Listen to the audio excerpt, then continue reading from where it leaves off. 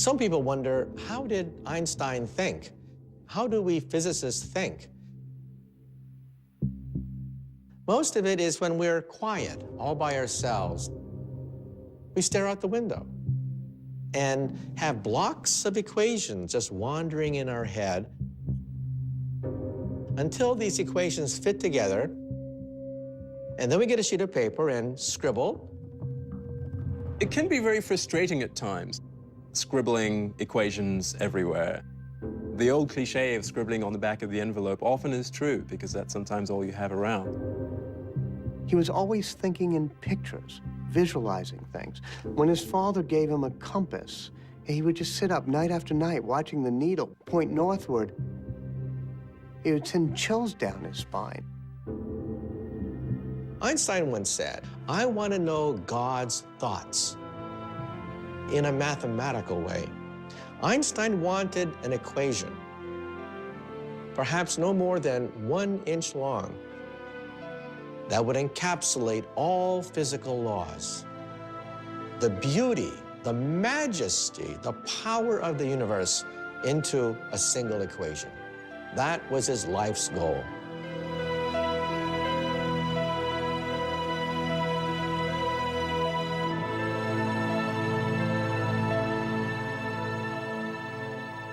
In 1900, Albert Einstein is a 21-year-old undergraduate at the Swiss Federal Polytechnic. That this young man will one day be synonymous with genius was something none of his professors would have predicted. He would cut class. The professors thought he was a goof-off. As a consequence, Einstein couldn't get a single job after graduation. He even thought about switching fields and selling insurance. Can you imagine opening the door one day and there's Albert Einstein selling you life insurance? What a waste.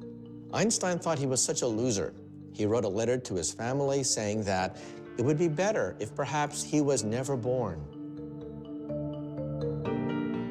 Nobody was talking about the young Albert Einstein. He worked as a substitute teacher in short jobs in various towns. Einstein's father tried to apply on behalf of Einstein for academic positions. And he wrote to a very famous professor and asked him whether he could use Einstein as a research assistant. But there were no positions available. His father passes away, thinking that young Albert is a total disgrace to the family. In 1902, the depressed and despondent young Albert moves to Bern, Switzerland's capital, and begins a career far from science. One of his friends arranged for Einstein to get a job as a lowly patent clerk in the Swiss patent office. In this office, on the 3rd floor, Einstein spends 6 days a week reviewing applications submitted by all kinds of inventors to the Swiss government. Given a patent, you had all this information, and he had to strip it down to the essence, and that honed his skills as a physicist. He would very quickly dash off all the patents that he had to analyze. He didn't find the work very strenuous. It was not so intellectually demanding. And it would give him ample time to contemplate the universe. He never would have been very good at a university kissing up to a senior professor. He was much better at a stool in the patent office, trying to daydream about what is it like to ride alongside a light beam. From that job, he would launch a revolution which would change world history. Einstein's idle daydreams will profoundly change the way the universe is understood. In 1905, in what's been called his miracle year, he publishes in his spare time 4 visionary papers, the first of which answers the age-old question, what is light? The photoelectric effect. This paper, written by this total unknown, showed that light comes as a particle called the photon. We use that in television, we use that in lasers. In another paper, the 26-year-old Einstein posits something we now take for granted, the existence of atoms. People didn't believe in atoms in those days, but he proved that atoms can actually make small little dust particles move in a liquid. And he calculated the size of atoms. These papers would have been a remarkable career for any physicist, but Einstein is far from finished. He writes yet another paper with the famous equation E equals mc squared. At the simplest level, this means energy can become matter, and matter can become energy. The tiniest speck of matter holds potentially huge amounts of energy. Unleashing it requires a nuclear reaction, the sort going on constantly in the night sky. Ever since people began to look up in the heavens, they would say, what makes the stars shine? But it took Albert Einstein to answer the question. Mass, M, turns into E, energy. That is the engine that lights up the stars. Today, E equals mc squared is Einstein's most famous equation. But another theory he publishes this same year is more important and more controversial: the special theory of relativity. When Einstein was a teenager, he enjoyed imagining what it would be like to ride a beam of light. Now, he returns to this daydream, and it changes his life. In the spring of 1905, Einstein was riding on a bus, and he looked back at the famous clock tower that dominates Bern, Switzerland. And then he imagined, what happens if that bus were racing near the speed of light? In his imagination, Einstein looks back at the clock tower, and what he sees is astonishing. As he reaches the speed of light, the hands of the clock appear frozen in time. Einstein would later write, a storm broke in my mind. All of a sudden, everything kept gushing forward. Einstein knows that back at the clock tower, time is passing normally. But on Einstein's light-speed bus, as he reaches the speed of light, the light from the clock can no longer catch up to him. The faster he races through space, the slower he moves through time. This insight sparks the birth of Einstein's special theory of relativity, which says that space and time are deeply connected. In fact, they are one and the same, a flexible fabric called space-time. Sitting alone on a city bus, Einstein believes he has glimpsed a secret of the universe. For Einstein, space was this place where stuff was, and it didn't do anything. It had stuff in it. And so space combined with time to become space-time is a more dynamic understanding of this arena that everything takes place in. It's becoming more alive in a way. He's saying very, very outlandish and very, very strange things. Rarely had anything so radical been submitted to Europe's most prestigious scientific journals. He was a complete outsider to the physics of his day, as he was, being in Switzerland, being a patent clerk. And yet he was ambitious enough to think that he could challenge the whole of the established physics at the time. You always hope that there will be total euphoria, that everybody will say this is a huge step forward in the subject. But that rarely happens. Whatever one's concept of time, it passes slowly for Einstein at the patent office. He submits papers to important scientific journals, the best scientific journals, and hopes for the best. And the best doesn't come for a while. He was anxious. What was the reaction of the physics community to his great paper? Silence.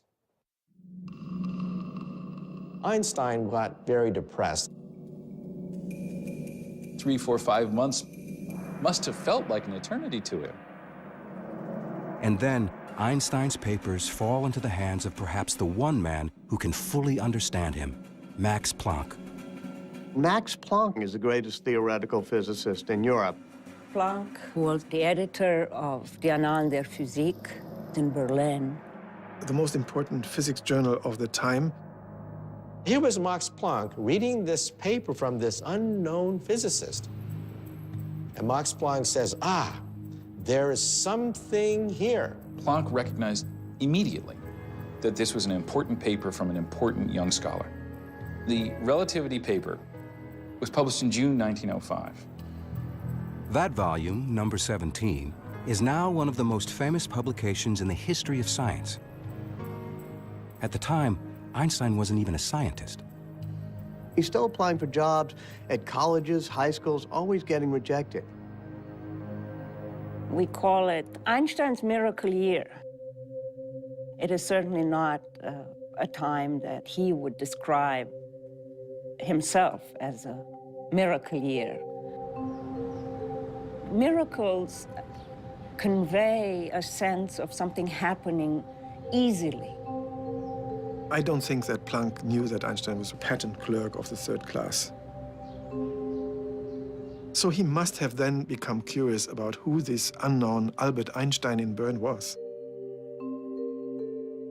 This unknown Einstein is in fact the father of a 1-year-old son and husband to a quiet and serious fellow student from the Swiss Polytechnic, Mileva Maric. When he was at the Polytechnic in Zurich, he was quite a ladies' man. He would play his violin at ladies' luncheons and cocktail parties, so he knew quite a few young women in his day. But Mileva caught his eye. Mileva is the only woman in the class. Here was a physicist. He was smitten. In a temporary detour from their shared scientific passions, Albert and Mileva are married in 1903. A year later, their first son, Hans Albert, is born. The Einstein family lives in this small 2-room apartment in the Swiss capital. The rather limited circumstances in which they lived were not what he would have hoped for at this stage in his life. Mileva had always wanted to be a great physicist, but she flunks her exams at the end of her terms at the Zurich Polytech. She becomes a sounding board on all the great miracle year papers of 1905, especially the special relativity paper. She helps type it up, she helps check the math, but she ends up being a housewife. Einstein is trying to do his scientific work at the same time that he's working 6 days a week. In 1907, Einstein agrees to write a new article explaining special relativity. But when he re-examines his theory, he finds it seriously limited. It was called special relativity for a reason, and that was because it really only dealt with moving at constant speeds. In other words, Einstein's special theory of relativity only applies to a special case, an object moving in one direction at a constant speed. But Einstein wants to understand the real world, and the real world doesn't work that way. Einstein realized that his theory failed for accelerations. But in our universe, everything accelerates. On a bumpy road, jet airplanes, on a subway car, everything's accelerating. So there was a defect in special relativity. On Einstein's imaginary journey, if his speed varies at all, his theory, his notion of how objects behave in time and space, falls apart. His scientific mind wants it to apply to all cases. Einstein knows that for his theory to work, it has to account for everything in the universe. And that includes the pervasive and invisible force that holds everything together. Gravity. Gravity is everywhere. Gravity holds us to the floor. Gravity holds the sun together, the solar system together. Where was gravity in special relativity? Einstein wants to expand his special theory of relativity into a general theory of relativity, a theory that will explain not just time, but also gravity. He realizes he will be fighting more than 2 centuries of scientific thought, and his hero, Sir Isaac Newton. It's 1907, and the 28-year-old Albert Einstein is still a patent office bureaucrat. It has been 2 years since he published his special theory of relativity, and the ambitious Einstein decides to advance an even more radical interpretation of the universe, a general theory of relativity. Doing this will require him to take on his scientific hero, Sir Isaac Newton.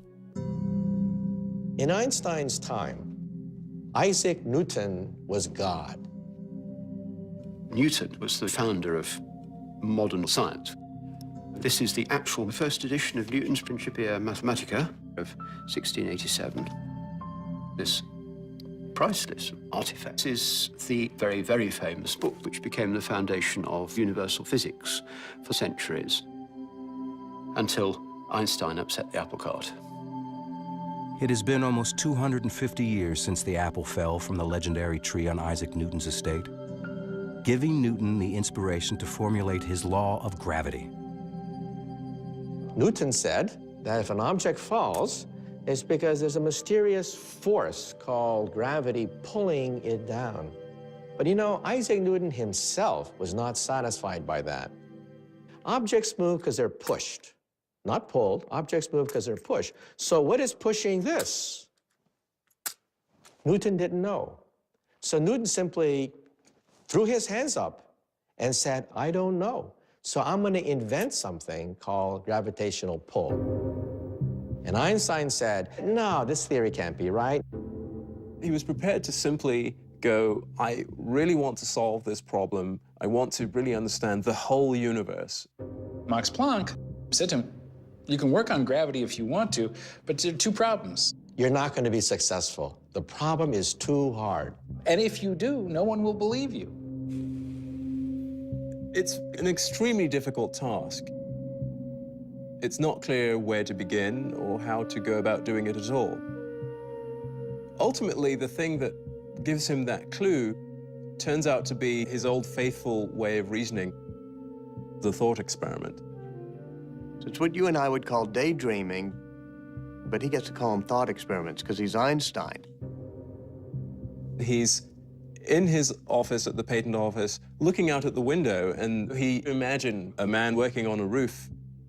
And he begins to wonder what would happen if one of those men were to fall off the roof. And then he had the happiest thought of his life, the inspiration of the ages. He had a vision. The man will not actually be feeling his own weight. He would be weightless. And then he imagined, if you're in an elevator and somebody cuts the cord, what happens to you? You fall. But the elevator falls at the same rate you do, so you are weightless inside the elevator. So then Einstein got it. It's as though gravity's been switched off. What's really going on? There is no such thing as gravitational pull. The Earth has curved the space around me, and space is pushing me into this chair. Space itself can be curved. That's crazy sounding. Space is adjustable. It's actually malleable. Space and time are malleable. It's this flexible thing that can be twisted. You bring an object into space, and it distorts the space around it. Why does the Earth go around the sun? Most people would say, well, the sun's gravity is yanking the Earth toward the sun in a circle. Wrong. The Earth is going around the sun because the sun has warped the space around the Earth, and space is pushing the Earth toward the sun. He had a new theory of gravity, a new theory of the universe. Einstein publishes his ideas about gravity. At the same time, his work on the atom brings him increased attention. As a result, in 1911, he's offered a position as a full-time scientist at the University of Zurich. The 32-year-old patent clerk finally leaves Bern to become, for the first time, Professor Albert Einstein. People start realizing that those miracle year papers of 1905 are probably right. And he starts getting invited to the Solvay conferences, which are the gatherings of the greatest physicists in Europe. Convened by the Belgian philanthropist Ernest Solvay, these conferences bring together the greatest scientific minds in Europe, and Albert Einstein is among them.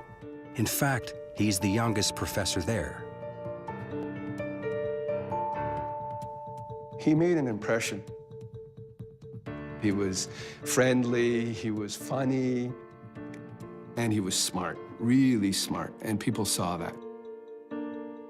That was also a moment when Mileva must have perceived that she was still part of this small Bern world, whereas Einstein had become part of a bigger world. She writes these plaintive letters saying, tell me about it. I wish I were there. I would love to meet these great scientists. It was always my dream to meet these great scientists. She became jealous of not only the other physicists, but of physics itself. Einstein's lectures become the talk of scientific Europe, and he's invited to speak in Berlin, capital of the country in which he was born. Berlin at the time was the most vibrant city in Central Europe. Einstein hadn't been in Germany since he left at age 15 to avoid the draft. He renounced his German citizenship the next year. While Einstein was in Berlin, mainly to visit colleagues, he was also invited by a cousin. A first cousin named Elsa Einstein. They had known each other as kids, but Einstein had lost track of her. Living on her own, had divorced, she had 2 daughters. She's just the opposite of Mileva. She's not a scientist, she's not an intellectual, but she loves making big old dinners and taking care of Einstein. They liked each other's company, taking long walks, looking at the boats, and he must have been fascinated by her. Einstein returns to Zurich. They exchange fiery love letters. And at one point, it becomes so strong that Einstein says, please don't write me anymore. This isn't going to work. He must have felt that this was an overcomplex situation, even for an Albert Einstein. If the mysteries of the heart elude Einstein, the mysteries of the universe trouble him even more. The curvature of space and warping of space-time, and you scratch your head. He has now been struggling for 4 years to more fully develop his general theory of relativity. His theory of relativity is so complicated that very few people can understand it. Somebody's got to test it. It's not a testable hypothesis. It's not science. It's science fiction. Einstein knows he's on the right track towards solving his theory. Now he must find a way to prove it. It's 1911. For 4 frustrating years, Einstein has struggled to perfect his general theory of relativity. His theory won't be accepted until he can demonstrate this radical concept. Suddenly, he is struck by an idea. If he can shine a beam of light through an area where space is curved, then according to his theory, the beam of light will actually appear to bend. Light only knows straight lines. What's bent is space. What could have enough gravity to bend light so much? Well, what about the sun? 300,000 times more massive than the Earth, the sun is the perfect object for Einstein's experiment. But how can anyone shine a beam of light around the sun? He says light from a distant star, as it passes right next to the sun, and the sun's gravitational field will be bent. Because space is bent around the sun. But even if Einstein is right, he'll never be able to see it happen because the sun is just too bright. Except, when is the sun covered so that we can see what's around it without being blinded by the light? That only occurs during a total solar eclipse. Here's the sun, and it's blocked by the moon, and suddenly all the stars come out. He figured if you have the sun here, and there's stars way back here, and the light's coming in toward you, it will bend slightly. So to your eye, you think that the stars had gone out like that. Light going around the sun. That's something that even his mother could understand. Nobody actually was willing to say without doubt, this is the truth, until somebody can prove it by taking a picture. So who do you turn to? You turn to the astronomers, the astrophysicists. Our laboratory is the entire universe. by 1912, Einstein believes he is finally on the verge of proving his long percolating and provocative theory. He publishes this revolutionary prediction and puts the call out to the astronomy world. Go out and measure. He said, go to an eclipse and do this observation. Nothing happened. He actually wrote to well-known astronomers trying to interest them in doing a test and was a little discouraged, I think, because he discovered, as people often do, that astronomers are busy people with many things to do and don't necessarily drop everything at the drop of a hat, even for Einstein. It's a frustrating and bitter setback for Einstein. But then, at the Berlin Observatory, a young assistant answers the call. He's an impassioned and brazen young man who's willing to go, quite literally, to the ends of the earth for Einstein. His name is Erwin Finley Freundlich. Freundlich was in his early 20s. He wanted to make a name for himself. He got a sense that here is my chance. This is new stuff, it's important stuff, and I could be part of it. I've seen the letter that goes in the other direction from Einstein to Freundlich, and it's all filled with this excitement. You astronomers can do great help to me by finding proof of the relativity theory. And that's Einstein, the human being, who is trying to get somebody to do things for him because he needs him. He finds out from Freundlich that he's getting married to his girlfriend, Katja. And they're going to honeymoon in the Alps. So Einstein says, come to Zurich and let's meet. Freundlich is on his honeymoon with his bride, and he goes to meet Einstein. He's looking for him out the window, and there he is. There's Einstein. He can recognize him because he's wearing this straw hat, and he's standing out like a sore thumb. And this is the famous Einstein that he's corresponding with this prediction and this great opportunity. And he's going to get to meet him. So he gets off the train and he shakes his hand and they're all animated. And before they can talk, they whisk the couple off the train and they go to Frauenfeld nearby. It's a suburb. To their surprise, the newlyweds are spending their honeymoon in an auditorium, listening to Einstein speak. And in the middle of the lecture, Einstein says, we need this eclipse test, and the man who's going to decide is sitting in the audience. His name's Erwin Freundlich, and there he is, and everyone looks, and Freundlich has to stand up and be recognized. And so Freundlich was thrilled, you know, this recognition at this great meeting. On the way back to Zurich, Einstein engages Freundlich in an intense discussion about gravitation while the new fiancée, Katja, just looks at the scenery. They start hatching up that plan of going to a total solar eclipse. The problem with the total solar eclipse, of course, is that it's only visible over a small area of the Earth because the shadow of the moon is actually only a few miles wide. They get these tables and they realize that the next total solar eclipse will occur in the Crimea, which is in Russian territory, on the 21st of August, 1914. Freundlich goes to his boss, says, look, let's go to Russia. I'm collaborating with Einstein. Will you put the money up? And he says, no way. He just refuses. Einstein is absolutely furious. Reaching beyond the European scientific establishment, Freundlich writes to the director of the Lick Observatory near San Jose, California, a rugged outpost of American astronomy. It was a community living on the mountain. They all had their families, their wives were there, their kids were there. They were depending on each other for survival. For many years, it had the largest refracting telescope in the world. But most importantly, it has William Wallace Campbell, a pioneer of eclipse photography. In the 19th century, eclipses used to be attended by astronomers who just did visual observations. I saw this, I saw that. They would draw diagrams, and if people disagreed, it was one guy's word over another. Photography meant you can actually capture what was happening and do precise measurements. Campbell pioneered that technique in the early 20th century.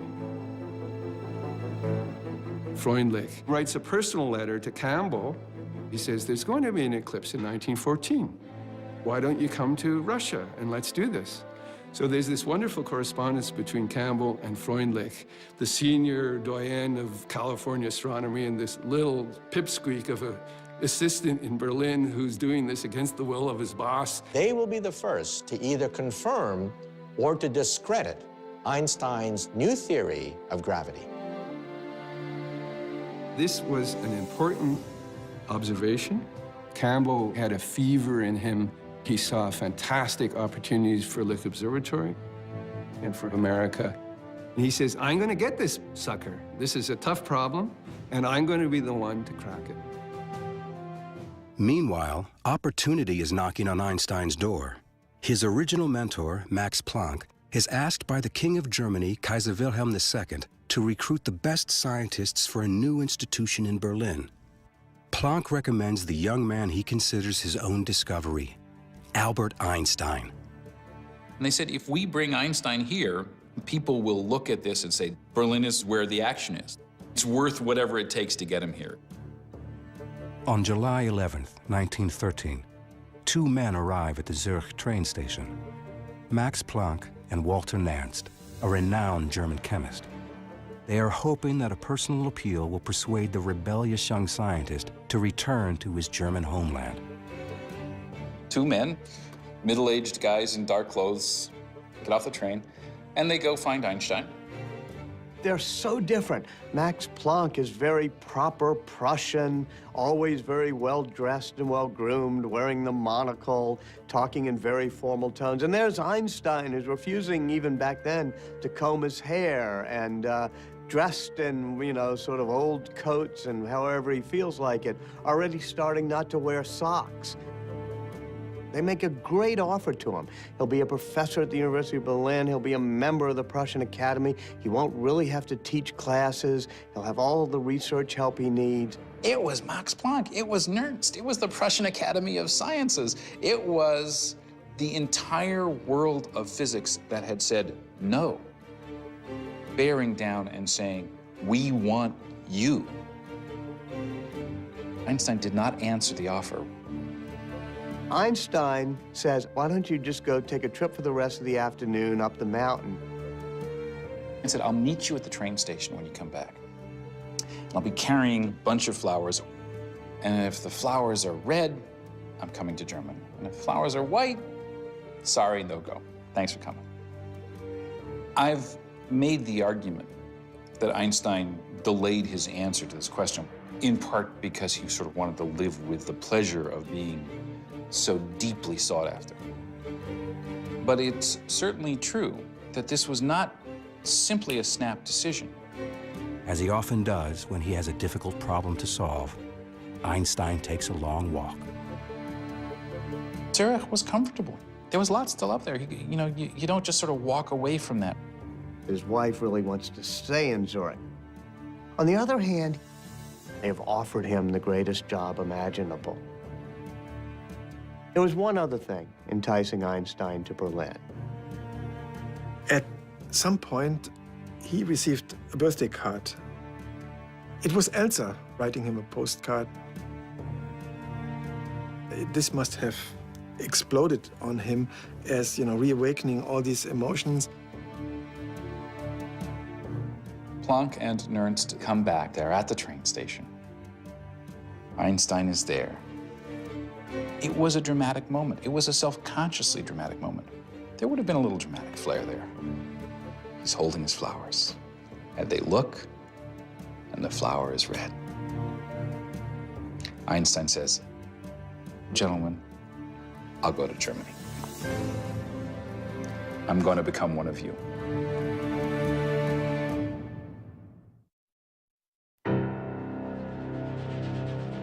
By April 1914, Einstein's world is looking brighter. The solar eclipse needed to help prove Einstein's long-gestating general theory of relativity is only 4 months away, and Einstein is on his way to Berlin to join the Kaiser Wilhelm Institute, an elite group of scientists working under Fritz Haber, the institute's director. Fritz Haber was one of the greatest chemists of the 20th century. He developed a process that could be used in producing an artificial fertilizer with the help of which millions could be fed. And he was a hero.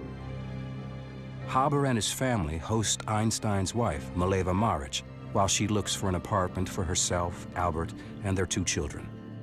Haber observes that resettling in Berlin seems to be unsettling relations between Einstein and his wife. Mileva always was a brooding and somewhat despondent woman. And in Berlin, it gets much worse. He's dallying with his cousin, Elsa.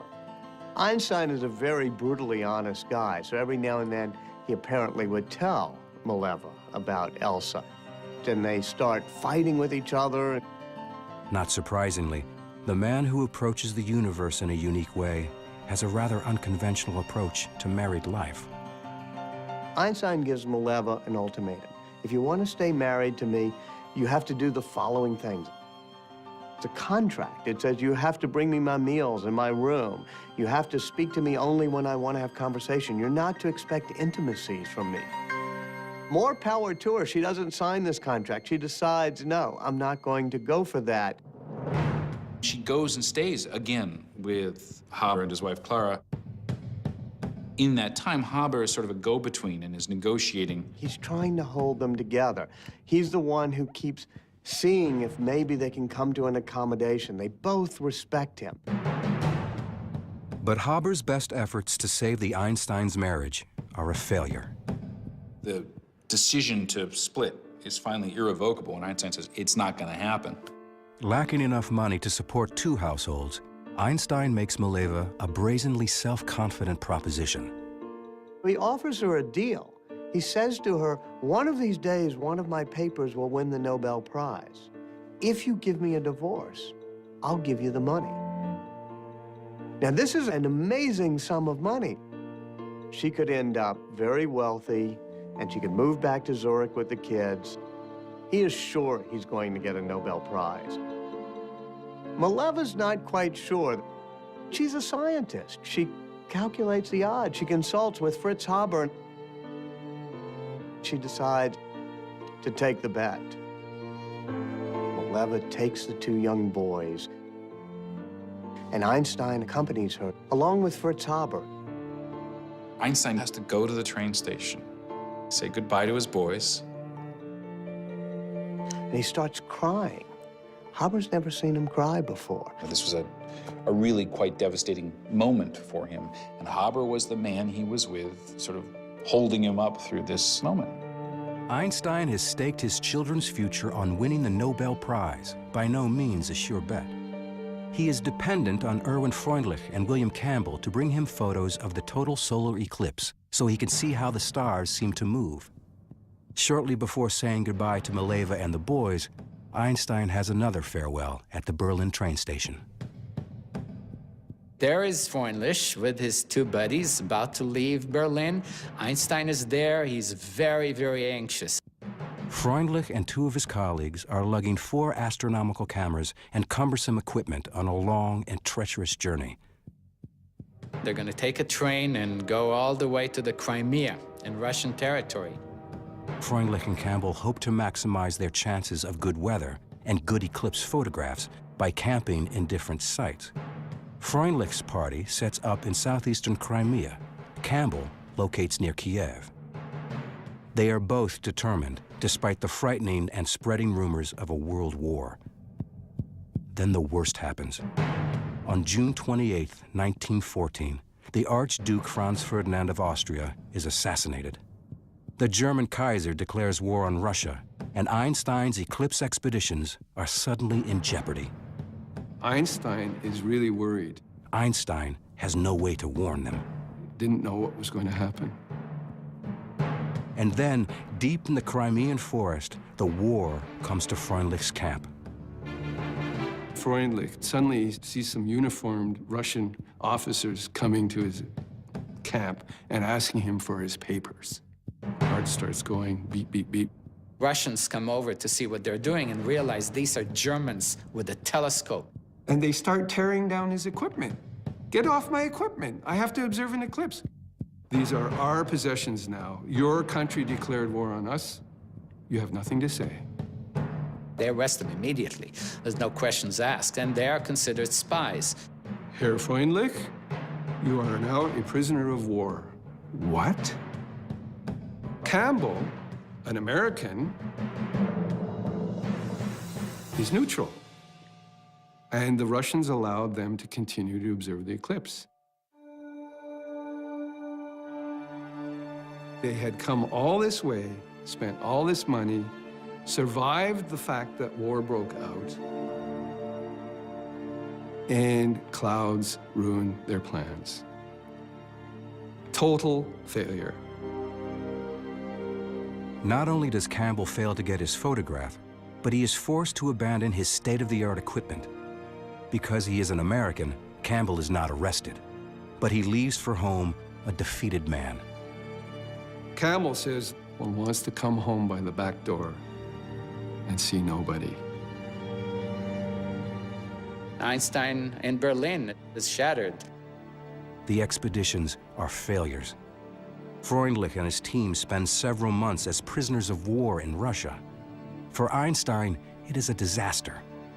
Proof of his most revolutionary theory, general relativity, is slipping between his fingers.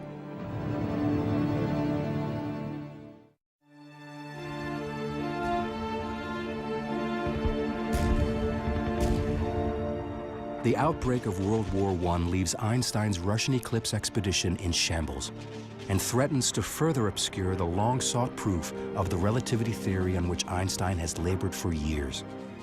The war killed communication between scientists. The open exchange of ideas was gone overnight.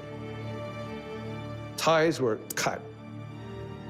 Once the United States joins the war, astronomer William Campbell sees things differently. Campbell dedicated himself to the eclipse problem, independently of his former colleague from Germany, who he now viewed as the enemy. In Berlin, the whole atmosphere changed. When Einstein looked out of his window, he would see a lot of patriotism. In his eyes, a whole nation went crazy. All of Einstein's expectations of the kind of city he was going to live in disappear. They're gone. Hundreds of thousands of German young men marched enthusiastically. His best colleagues, Planck and Haber, were enthusiastic about the war. His close friend Fritz Haber, like Einstein, was born German and Jewish. Fritz Haber converted to Christianity, and he tried to assimilate as much as possible. One of his great moments of pride when he actually received a commission in the German army. Really almost unheard of award for a converted Jew. Einstein saw this as ridiculous. Haber said, "I'm a chemist. I understand the chemistry of the chlorine atom very well. I know that chlorine gas is poisonous. Can I turn this into a useful weapon?" Haber felt he could construct a devastating enough weapon that it would end the war quickly, thus a humane outcome. The institute Haber directs is turned into testing gas to be deployed on the Western Front. Einstein has an office in Haber's institute. Einstein was disgusted by the eagerness with which Haber, first amongst his colleagues, but many of his colleagues, went looking for ways to kill people and kill them more effectively. Haber was one of the first to develop terrible weapons out of the potential of science. Early in the war, Haber's new mystery weapon, poison gas, is tested on a Belgian battlefield. Haber was there and said, "Release the weapon." This low cloud drifted over the battlefield, and the cloud just sort of forms. This was the first time this ever happened. Troops had seen things that looked much worse than this cloud, and the effect was devastating. I mean, the troops were just blown out of their trenches. Haber saw thousands of people die. Thousands of soldiers, about 5,000 soldiers. Your lungs begin to fill with fluid, and as the deterioration of your body continues, you can lie there on dry ground, in effect drowning. Albert Einstein takes a look at his close friend and his, intimate professional colleague and says, in effect, "You're pathological. This is grotesque." He writes a letter to a friend in Switzerland that says, "All our supposed technological progress is like an axe in the hands of a madman." Haber never resented it. And it's so strange that he befriended Einstein so closely. They were living on different planets. The war posed a big dilemma for Einstein because in his personal relationships he respected and was even fond of his colleagues, but rejected their wholehearted support of the war. He comes across this very publicly hyped and published document called the Manifesto of '93, signed by 93 leading German academics, including the people who brought him to Berlin and the people he most values, Haber, and above all, Max Planck. The manifesto says Germany had to fight, it was justified and morally acceptable to fight in this war. And this shocked Einstein. In effect, a betrayal. This was the moment when Einstein realized that there were some things about life outside physics that were important enough that he had to actually go out on a limb and take some personal risk to defend. He actually tries to present a counter-manifesto of other German academics who say, no, there's something else out there besides national pride, national competitiveness, national fury. And 4 people signed the manifesto. It goes nowhere, never published, it fails. He becomes a pacifist. He becomes a war resistor. And Einstein was nearly alone. He's isolated. He's being rejected by his colleagues. His marriage is breaking up. He's having a custody battle for his kids. He immerses himself in his science. The isolation has a positive outcome as Einstein looks again at his general relativity theory. He refocuses on the mathematical equations. One day, he looked back at the calculation for the bending of light as it goes around the sun, and he suddenly realized his earlier calculation was wrong. What would have been found had Freundlich done the observation was only half the deflection that's there, half the bending of the sunlight. It would have discredited Einstein's theory. It is an embarrassing but serendipitous discovery. For 3 years, Einstein has been urging astronomers to photograph an eclipse, which would prove an equation that he now believes to be wrong. Einstein has always considered the failed eclipse expeditions to be setbacks. In fact, they may have saved his career. The war raging all around him, the physicist retreats to his study. He had a little apartment, and most of his thinking was done in his study. Sometimes he can't quite visualize the curving of space. And what he does is he takes out his violin. He said that Mozart's music captured the harmonies of the universe. Playing the violin would help him think. Einstein had this prodigious ability to sit and think. It was called Sitzfleisch. People who knew him said he had this remarkable Sitzfleisch where he can concentrate on a problem for hours, for days, even years. In his office are lots of mathematical manuscripts with equations all over. And he's sitting there thinking, walking around, standing deep in thought. He's doing pure mathematics in his mind. Science is done by the seat of your pants. We have leaps of logic. We have years of wandering in the wilderness. We have frustration. We have pulling our hairs out.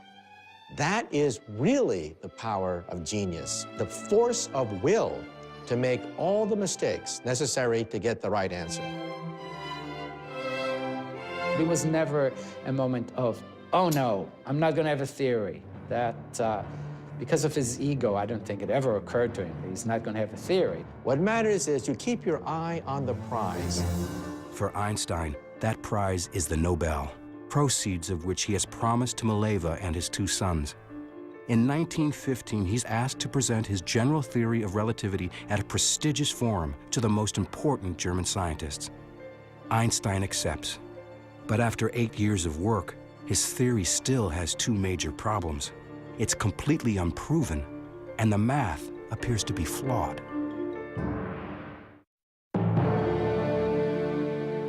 After nearly a decade of work, Einstein's general theory of relativity is still far from finished. His math is wrong, and without the correct calculation, his theory can't be proven. And now he's scheduled to deliver a paper to the most prestigious scientific gathering in Germany. Prussian Academy, it's a very formal place. It's a place that knows how distinguished it is and how historically significant it is.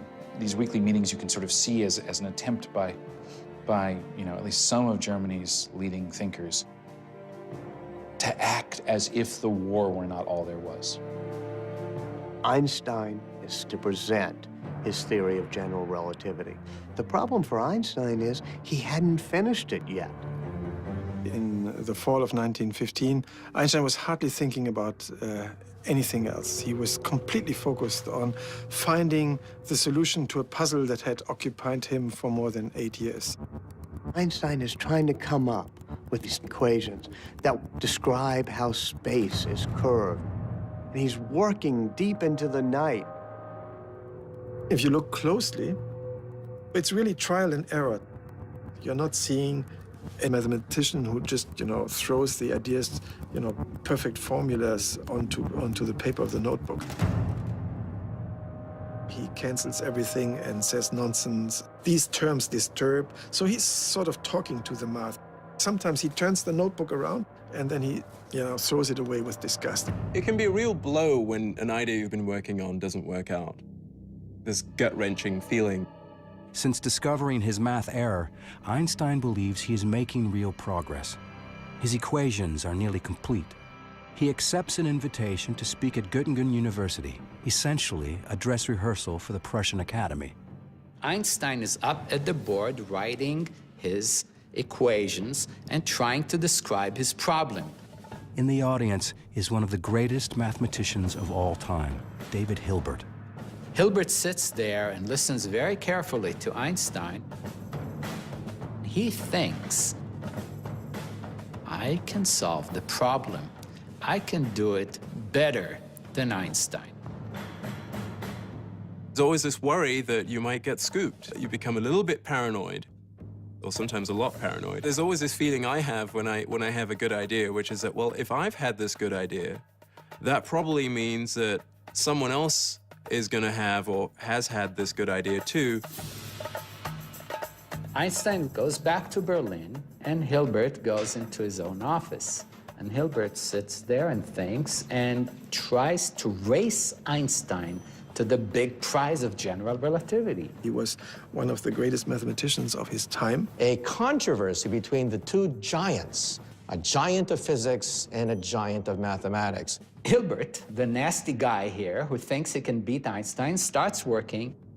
Hilbert thought that physics was much too important to be left to the physicists, or the mathematicians should take care of it. Stakes are very high here. All or nothing. To unlock the secret of light, to unlock the secret of gravity. Nobody can ever say that Einstein is not a fantastic mathematician, because at that moment, the problem is distilled into pure mathematics. Several times, Einstein thought he had it. When he submitted one of the versions to the Prussian Academy, he wrote his son in Switzerland, you will later understand that this was a great day that changed history, and your father was, producing it. But it turned out again to be an erroneous version. He had to change it a week later once more. He had tried many alleys before, and they turned out to be dead ends. How long do you wait developing this idea, writing the paper, working out all the consequences before publishing it? Einstein had to be really afraid that Hilbert would actually take over the whole game and publish the final equations of general relativity before him. All of a sudden, he discovered that several pointers all seemed to point in the same direction. Einstein remembered that he had given up a very radical solution that he had stumbled upon already in 1912, and that he had then discarded because it looked just physically too unfamiliar, too unacceptable.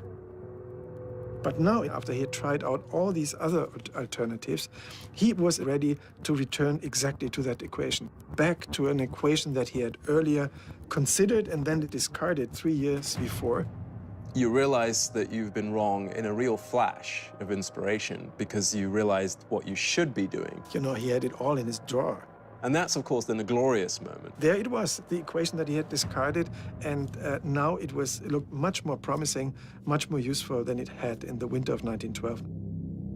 It isn't always a dark time when you realize that you're wrong. Sometimes it's a wonderful time. The excitement for Einstein comes with the realization that the answer for his new theory can be found in an old astronomical riddle. Einstein began to look at a mystery that had puzzled astronomers for generations. According to Isaac Newton, the planet Mercury should be going around the sun like this. But it was known for quite a while that the orbit of Mercury deviates from Newton's laws of motion. It tilts a little bit. So the orbit, instead of going like this, begins to tilt. And it begins to make a pattern like the petals of a flower. Einstein realizes his thoughts on gravity might explain Mercury's orbit in ways the Newton's law could not. Was Newton wrong? Einstein says, maybe it's my theory of gravity. Is this simple enough to explain all the experimental data?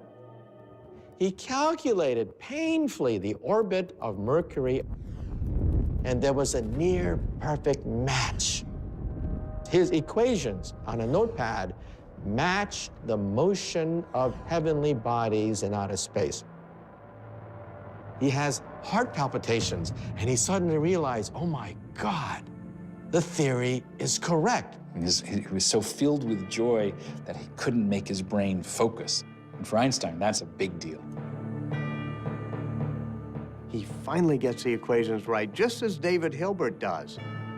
There's a little bit of a dispute. Who got the equations first? There's a lot of rancor at that moment. Einstein gets so hurt. Hilbert was very gracious. He says it's Einstein's theory. Einstein deserves the credit. He is victorious. The theory is Einstein's.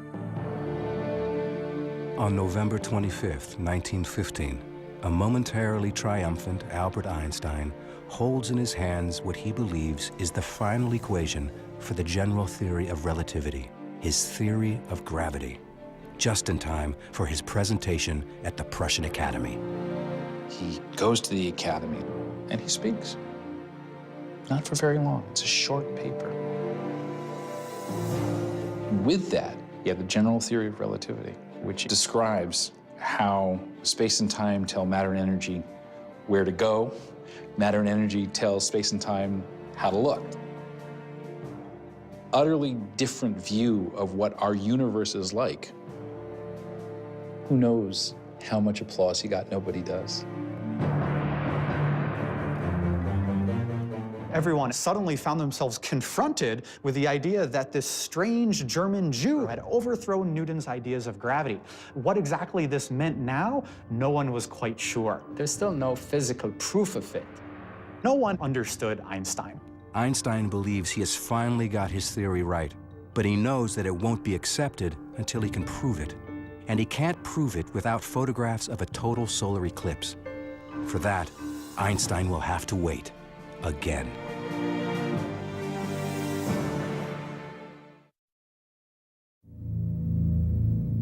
Einstein publishes his completed general theory of relativity in 1916 with the corrected mathematical equation. But there is still much work to be done. He needs photographs of a rare solar eclipse to prove the theory's accuracy. But in war-ravaged Berlin, now under blockade by the British, even the basic necessities of life are hard to come by. Surrounding him, Berlin was an impoverished city, and the hunger grew so bad that there were hunger riots. In the middle of a harsh winter, Einstein's intense productivity comes to a sudden halt. The reason he stops is he's exhausted and he's sick. Bad stomach problems. He's really, really, really sick. He writes, I don't eat, I haven't been able to sleep, and he succumbs to a physical and a mental breakdown. Einstein retreats to a small apartment in Berlin. His cousin Elsa becomes his nurse and savior. Elsa keeps cooking for him, bringing him food, eventually having Einstein move in with her. While Einstein's health is in Elsa's hands, the fate of his theory lies with astronomers. One of them who will play an important role is at Cambridge University in England. Arthur Eddington is a scientist, but also a religious man who attends this small Quaker meeting house just across the street from the university. Sitting in the back row at this Quaker meeting, full of people sitting quietly, is Arthur Stanley Eddington, head of the Cambridge Observatory, known all around the world as one of the most brilliant minds in astronomy. The war has taken a heavy toll on Eddington and his fellow Quakers, nearly all of whom morally opposed the war and refused to fight the Germans. He's one of the few men left. It's just him and the women. Day by day, men were disappearing from these benches.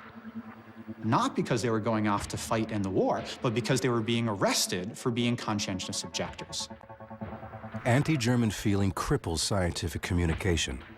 Eddington knows nothing of Einstein's new theory until February 1916, when he receives a package from a colleague in the neutral Netherlands, astronomer Willem de Sitter. Inside is a copy of Einstein's paper that de Sitter has translated into English.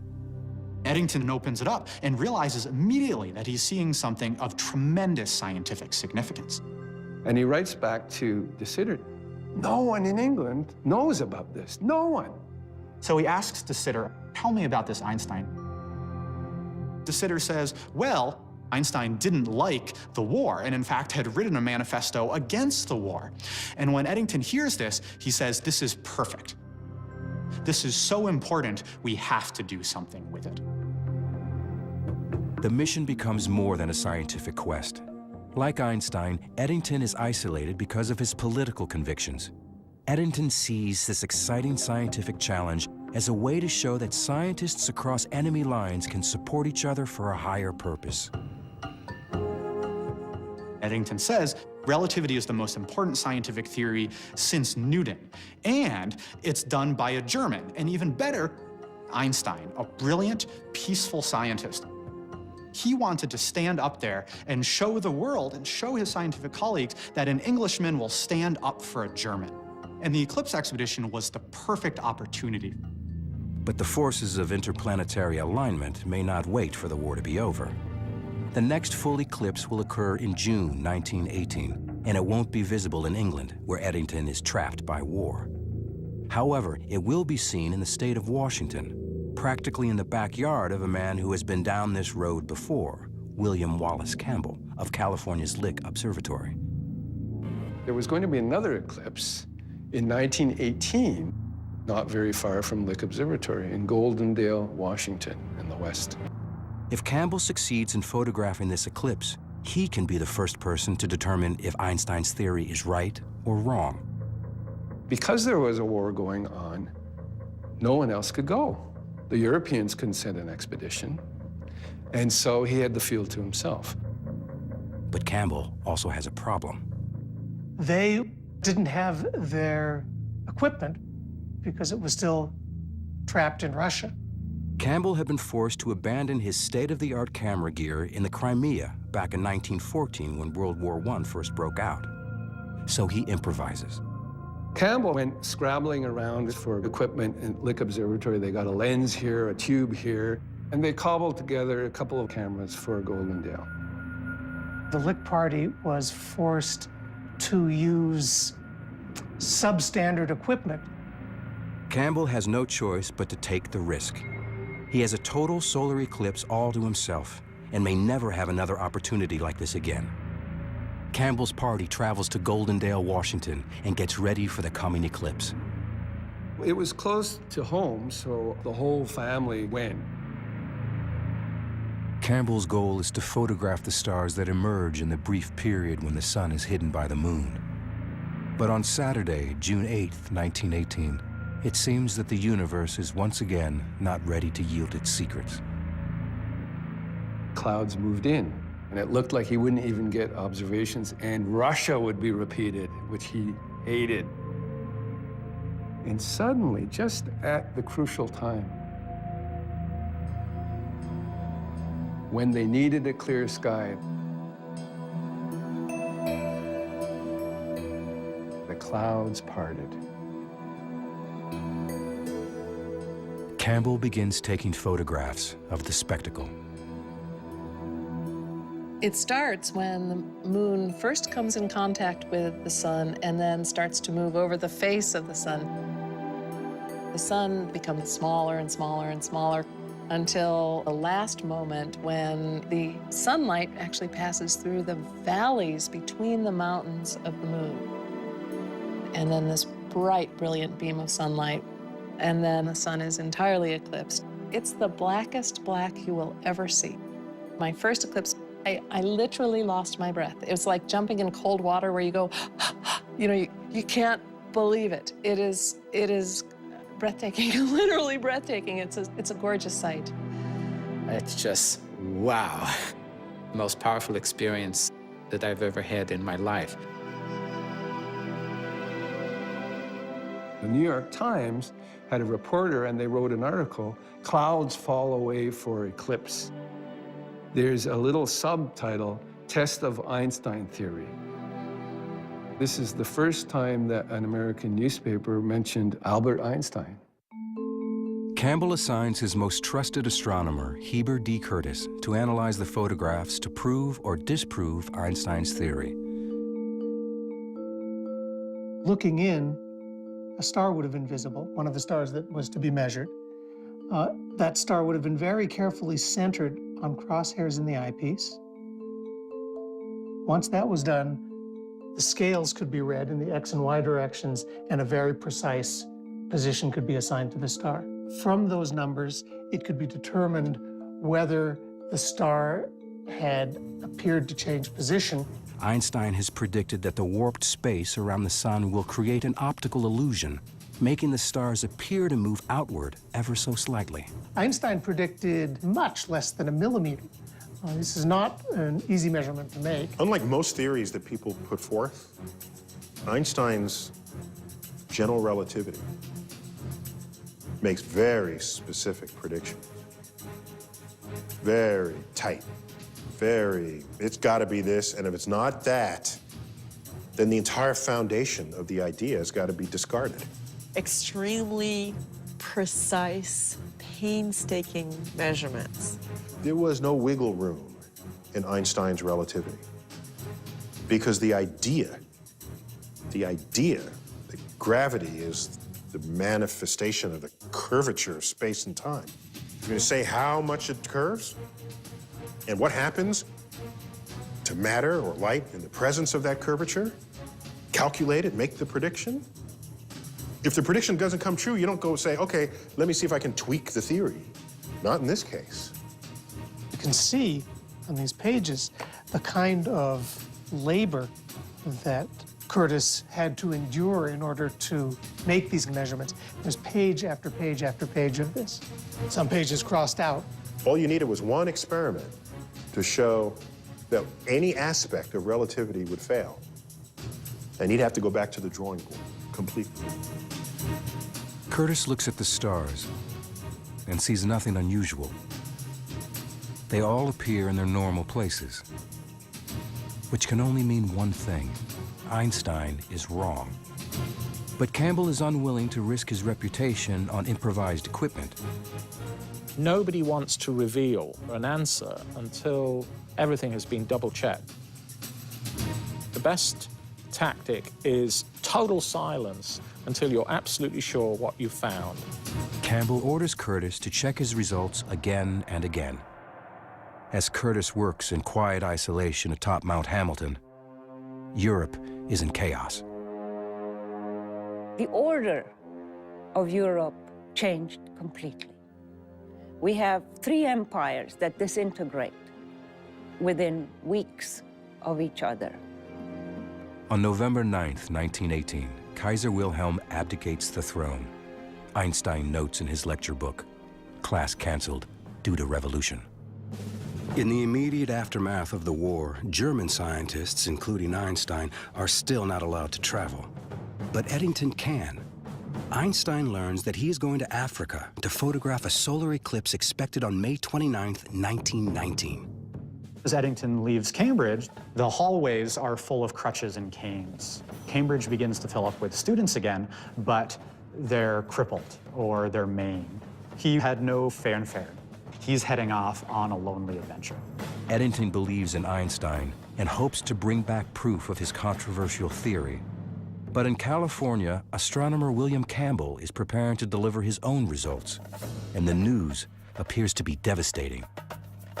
On two fronts and two continents, the proof of Einstein's theory now hangs in the balance.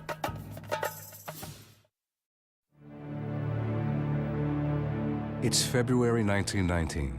Atop Mount Hamilton in California, William Wallace Campbell is examining and re-examining photographic plates which appear to indicate that Einstein's general theory of relativity, his theory of gravity, is wrong. But Campbell has competition from British astronomer Arthur Eddington, who is on his way to photograph an eclipse in Africa. Eddington leaves Britain and heads south. He's in his late 30s. Travel in those days was not comfortable. This is the tropics, the height of summer. It must have been a very unpleasant place to be. In May of 1919, after 10 weeks at sea, Eddington and his assistant arrive on the shores of Principe, a small island off the coast of West Africa. Malaria is a big problem. There are poisonous snakes. He has to hack his way through the jungle. They spend a month building a telescope in the middle of the jungle. The day of the eclipse, rain is coming rolling down. He's crushed. Phenomenal disappointment. But then suddenly, amazingly, a gap in the clouds. He sees a black moon. They have to begin taking photographs right then. They have to start the device. The mirror begins to rotate, and then you put a photographic plate in the end of the telescope. It holds the film, and that plate has to be held with the telescope. Everything has to be aligned correctly. Take it out. Take out a new photographic plate. Put it in. Take it out. Put a new photographic plate in. And you try to get as many as you can. Tremendous race, but let's keep calm. Let's maintain composure. There's a great tendency to leave the lens cap on, to get the exposure incorrect, to make a fundamental error that would then ruin your career. Time is ticking away, the precious seconds. He doesn't really care about the sky going dark and everything. He's looking for the star that's right there by the sun, grazing the sun. He's so busy working the telescope and switching out the photographic plates that, as he says it, he just had to do it in faith. He basically had to trust that something was going to appear on his plates. Like Campbell before him, Eddington is in for a crushing disappointment. He quickly discovered that most of his plates were worthless. The clouds have obscured nearly all the stars on every single photograph. But the very last few plates had just a few stars, which gave him some encouragement that he was going to be able to salvage something. You can imagine Eddington in this remote island, sitting down with a micrometer, a measuring machine, and looking, this distinguished theorist looking at these plates. His discipline is phenomenal. Now, to make these measurements, it's difficult. We're sitting here under this thick layer of atmosphere. Light comes from the distant reaches of the universe, and then it gets like jiggled and wiggled and smeared as it gets through the atmosphere. And by the time you're looking at starlight, which should be a pristine point of light, it's this smudge. It's a smudge. It would quickly become apparent that it was going to be a much, much more difficult job. They're doing these precise measurements in the middle of the jungle. He can't wait to get back to Britain. Of course, it's going to take him months to get back. Einstein was waiting very anxiously. He was getting a lot of letters from friends and colleagues asking if any news was afoot. But relations between England and Germany were very, very frosty, and Einstein didn't think it would be at all appropriate for him to presume to write to one of these English astronomers and ask them what was going on. Eddington returns to Cambridge Observatory just as Campbell sails into London. Campbell is here to address the Royal Astronomical Society, an organization dating back to the age of Isaac Newton. He carries with him the secret results of his eclipse expedition of the year before. Campbell is the first to speak, and he was nervous because there were a lot of emotions flying about this test and a lot of reputations at stake. The anxiety must have been enormous because he's in front of all of his colleagues. There is that one moment, the one moment that you stand before your peers. I don't think you ever really feel ready. Butterflies. And then finally, Campbell announces his results. He said Einstein is wrong, and Lick Observatory says Einstein is wrong. But the session takes a dramatic turn with the reading of a cable from Eddington. His preliminary findings show just the opposite.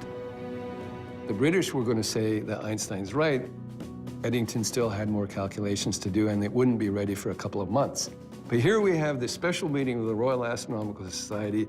Everyone's watching. Campbell says Einstein's wrong. The British say, we don't know yet, but it looks like he might be right. We just delivered a death blow to Einstein. Campbell started to really get nervous sitting in that room. Campbell sends an urgent message to his colleagues back in America, who were about to release their negative report on the eclipse photos. It was an historic cable of 5 words. Delay publishing Einstein results. Campbell. 4 months later, on November 6, 1919, Eddington travels from Cambridge to London to address the Royal Astronomical Society. He has finalized his photographic findings on Einstein's theory. People come down from all over England to see what's going to happen. Everybody is shoving their way in there so they can see what the results are going to be. The portrait of Newton overlooking the whole ceremony. Had Newton been able to look down on this meeting, I think he would have been absolutely fascinated. Eddington begins the meeting by pointing to the portrait of the founder of the Royal Society and saying, "Forgive us, Sir Isaac Newton, your universe has been overturned." The eclipse was partially obscured by clouds, but a few photographs of value were obtained. The secretary of the society records Eddington's results.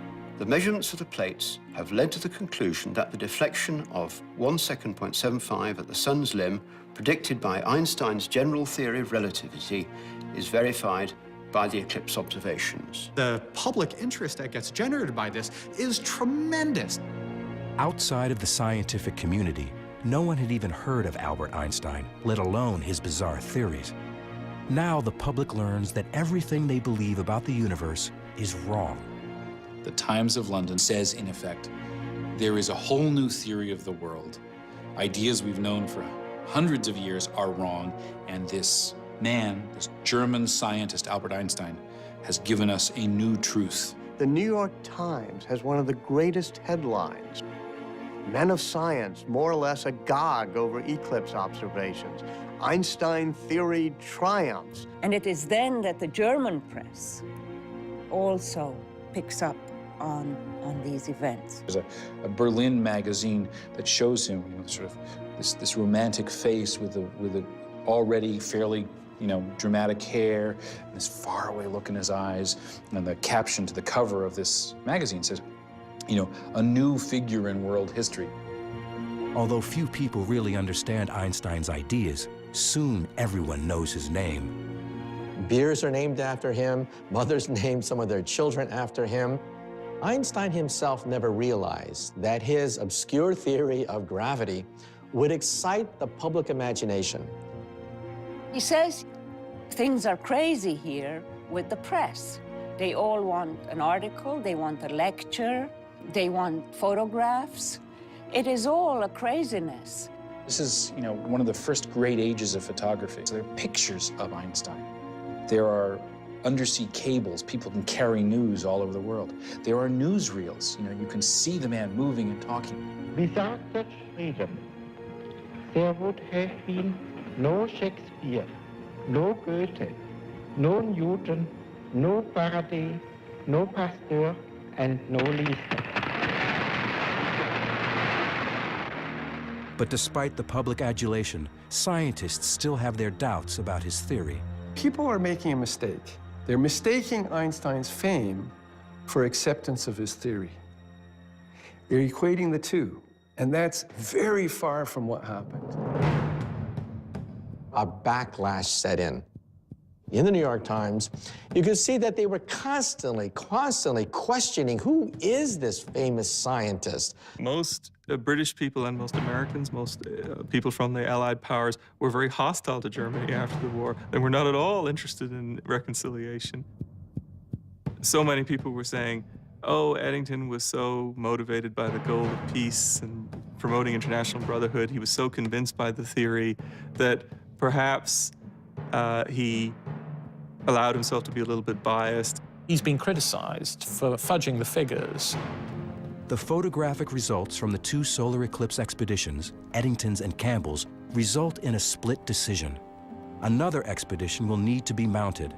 Both Einstein, who has been trying to prove his theory since he first proposed it in 1907, and Campbell, who has been working on the problem since 1911, have tremendous personal stakes in the results. Now it was a matter of not just science, it was a matter of international reputation, it was a matter of personal reputation. This was personal. Campbell checks the charts and sees that the next best eclipse to photograph will be in Australia in 1922, more than 2 years from now. And it turns out, he will not be the only one to take up the challenge.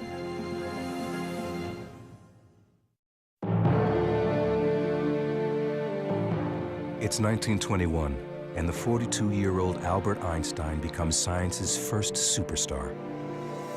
Einstein has this sort of victory tour of the world. In America, the newspapers are reporting as the boat goes across the Atlantic, Einstein is coming. There are 15,000 people waiting to meet Einstein in Lower Manhattan. This is for a theoretical physicist. He traveled all up and down the East Coast through the Midwest. Einstein is a total phenomenon. But more importantly for Einstein, the scientific community is still debating whether his theory is correct.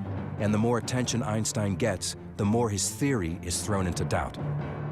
Einstein is being exposed to increasing criticism of his theory of relativity. People said, we have to redo the test. In September of 1922, a total solar eclipse will be fully visible in Australia, and William Wallace Campbell sees an opportunity to set things right once and for all. He started making plans to completely redo his equipment. Completely redesigned entirely with this measurement in mind. This was the Cadillac of Einstein effect measuring equipment. The first eclipse point was the very, very, very westernmost part of Australia, on a place called 90 Mile Beach. But this time, Campbell is not the only one pursuing this goal. 7, count them, 7 expeditions went to Australia. The British sent an expedition. Freundlich led an expedition. It was the first time he had a chance since Russia. John Evershed, a British astronomer, was able to come from India. The Canadians sent an expedition, and 2 Australian expeditions went. Serious competition to Campbell. The British and Freundlich got clouded out. One of the Australians couldn't get any data. Their equipment was lousy. Poor Evershed from India had beautiful clear skies, but he had technical difficulties, so he got nothing. Campbell, now in his 3rd expedition, is much better prepared. He gets perfect results. And they showed, I think, 92 stars that the Einstein effect was not only there, but it behaved as Einstein predicted, very clearly, very unambiguously. This is one of the lenses which confirmed the theory of relativity. The light actually passed through this lens and actually fell on this plate. This stuff is way cool. I mean, this is the heart. The stars that could be seen around the eclipsed sun, here highlighted, showed just the deflection predicted by relativity. They nailed it. Einstein was so right. It is a proud personal achievement for Campbell and a landmark moment for science. The Lick Party finally succeeds, gets extraordinarily good results, and resoundingly corroborates Eddington's 1919 measurements. Now, who was the first person that Campbell sent a cable to with the result? Albert Einstein. He wanted Einstein to know, boy, did we vindicate you. Boy, did we show that Eddington was right, despite what all the scoffers are saying. For Einstein, this was a tremendous triumph. The eclipse expedition gives us amazing proof of something that looks theoretical, and yet it's very much part of our lives. They showed that space-time around the sun was curving. It was a whole new way of thinking about how gravity works. How strange is that? That's completely against our intuition. But it's what the data showed. And you cannot argue with the data. Nature agrees. Yes, Einstein, that's a beautiful theory. You're right. Finally, 15 years after he first proposed his radical general theory of relativity, upending more than 2 centuries of scientific thought, Einstein is victorious and vindicated. Almost. The Nobel Committee rejected him in 1919 and in 1920 and in 1921 because no one accepted the theory of relativity. Einstein had promised the money from the prize as part of his divorce from Mileva and his support for his 2 sons. Mileva has resigned to the divorce, living with the boys in Zurich, waiting for the money from the Nobel Prize to come her way. She's actually relying on it. Now, it's not until 1922 that they finally announce his Nobel Prize. And one of the ironies, he never gets it for the theory of relativity. Instead, Einstein receives it for the first of his Miracle Year papers, which describes the photoelectric effect. This work becomes the foundation for quantum mechanics and unlocks the secrets of the atom. To Einstein's former wife, Mileva, the prize means something more down to earth. She gets the money and she ends up buying 3 apartment buildings in Zurich. Mileva did not make a very good living from these investments, but she survived. For Einstein's cousin Elsa, who has nursed him through the bad times and waited patiently for years, there is also a victory of sorts. She has convinced Einstein to marry her. Great surprise. It was a strange marriage. Einstein had many lovers afterwards, and he never felt that this was sort of, the perfect way of life for him. But she loved being Mrs. Einstein. She loved traveling with him. She loved the prestige and the glory that came from being his wife. As the world recovers from a horrific war, it embraces a man with the obscure occupation of theoretical physicist and turns him into a global icon. Here you have the end of the most destructive war in European memory. And here this pacifist saint comes along with a wild halo of hair, piercing eyes, and people on all sides of the Atlantic, in Germany and in England and in America, could all celebrate him as a man of peace, but also somebody whose science transcended the horrors of war. That's where the emotional resonance of his accomplishment came, I think. And that's why people seized on him, not just as a smart guy, but as a symbol, maybe an all-purpose symbol of what humanity can do well in the context of what humanity has clearly done so terribly. His story, the solo scientist who turns the world upside down, is enticing. Alone in his studio, using only his mind and a pencil, Einstein made bizarre discoveries as intriguing to the public as the most talked about music and movies of the day. They loved the mystery.